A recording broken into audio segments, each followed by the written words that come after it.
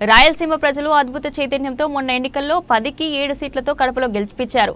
ఈసారి ప్రజలకు మరింత మంచి చేసి 10కి 10 మనం గెలుపుదాం.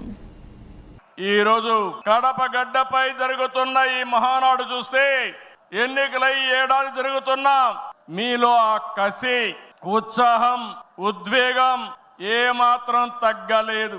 నేను చాలా మహానాడు చూశాను. దగ్గర మనం చూస్తే 34 మహానాడులు మనం జరుపుకున్నాం. 2 మహానాడులు డిజిటల్ గా జరిగాయి. అయితే ఈసారి కడపలో, దేవుని గడపలో జరిగే మహానాడు ఒక చరిత్ర సృష్టించబోతుంది. సువర్ణాక్షరాలతో ఆంధ్రదేశ రాష్ట్ర ఆర్థిక పరిస్థితి ఒక దశ దిశ నిర్దేశిస్తుందని చెప్పి తెలియజేసుకున్నా. ఈరోజు చల్లని వాతావరణం. అన్ని మహానాడులంటే చాలా వేడివేడిగా ఉండేది, ఎండలు ఎక్కువ ఉండేటివి.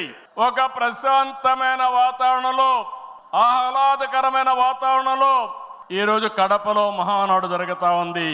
ఉమ్మడి కడప జిల్లాలో